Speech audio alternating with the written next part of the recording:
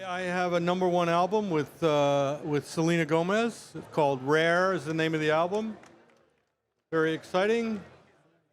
She's amazing, and we use the APB16 on her voice on several songs. So you can get to hear the APB16 in action on Selena Gomez. Whenever I talk about the APB and try to help people understand that this is not just a DSP box. That's not at all what it is. It's not a hardware DSP so that you can run your McDSP plugins. That is not what it is. It's not that at all. It is 16 channels of analog compression and now mixing as well. This is an actual processing on a Thunderbolt cable. No DigiLink, no other cabling but a Thunderbolt. That's really a big deal. I can't tell you how it's doubled my my analog capability in one single box with one single cable. Very, very cool system. Colin's coding is always top notch. All of the McDSP suite doesn't have those problems, and the APB is no different. I love the fact that I can automate analog compression. I mean, think about that. Just automating an analog compressor, that's like a dream come true. You have the same experiences. It's true. I mean, it's fun to make, tools for people that are doing things that you can't do. It's fun to like listen to music. Like, oh wow, oh we use whatever. This McDSP plugin's all over that. I'm like, really? Wow, that's so cool. Anyway, but it's a lot of fun. So I appreciate people taking the time to get acquainted with our tools and use them in their work. It's great. Well, you do great stuff, and it's consistent quality. I don't think you've had any misses. You'll take time to make it right. Yeah, I know that. I know that about you. You will make it right. You won't just go announce a plugin and then rush something out. I don't know the physics, the electronics. I don't know any of that stuff. That's your world.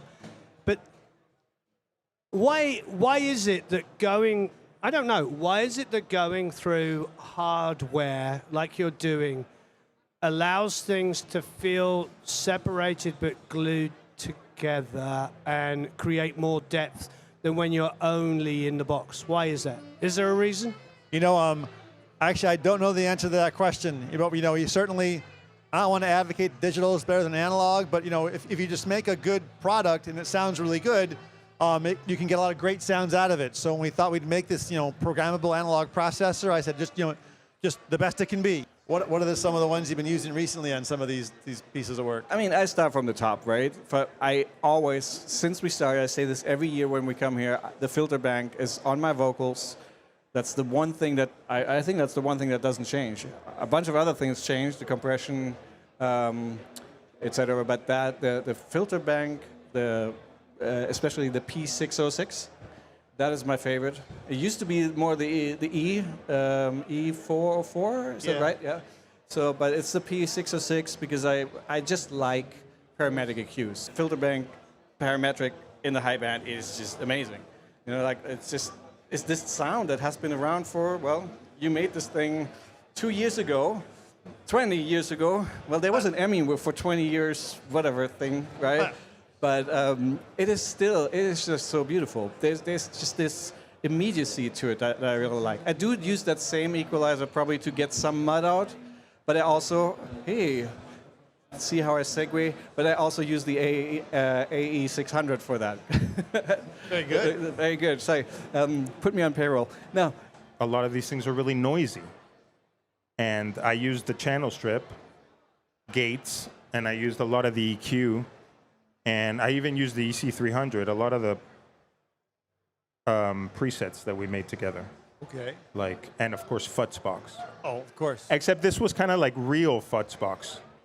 It's like we took the SIM, but we actually had little toy stuff and all that kind of stuff. But, and this is for real.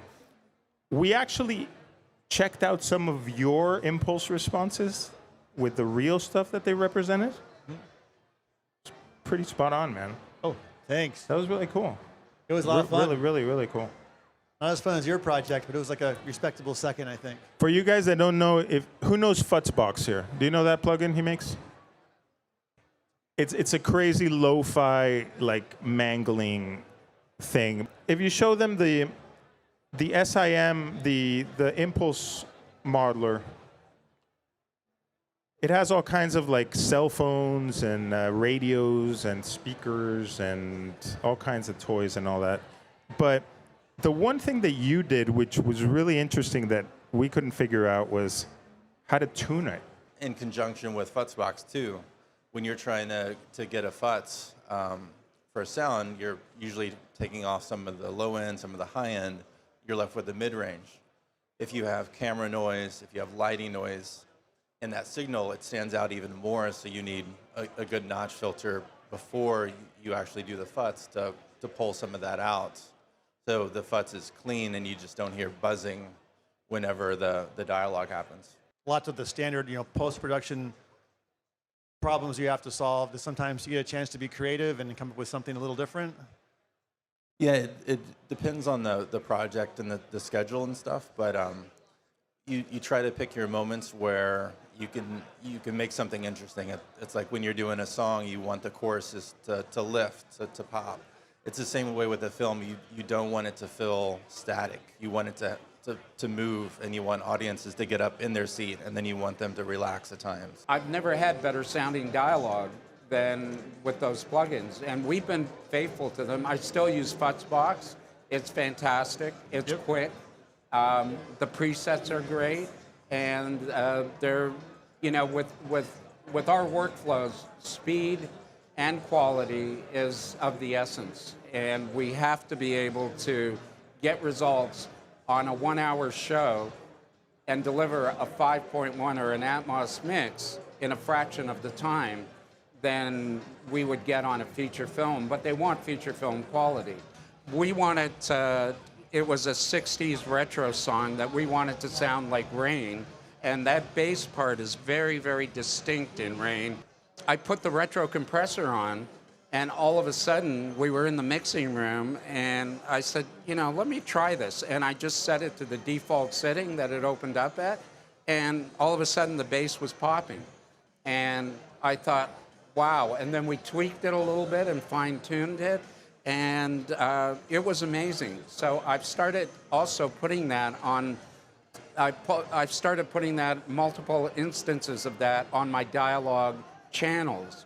And so it complements my dialogue chain with the SA2 and with the ML4000. A lot of times if you're doing loudness level for broadcast where we're stuck to -24 LKFS, or if you're mixing a piece of music, you're trying to get to 16 LUFS or whatever format it happens to be, a combination of having a limiter and the multiband compressor has been really useful. So I'll take a reading of the file and see where it's at, and by dialing in a few parameters using the limiter for adjusting the loudness gain and maybe using the multiband, it's for me, there's a lot of other more complicated mastering tools. For me, the ML4000 is just such a great sounding toolkit that that works not only for mastering of a soundtrack but for a music track.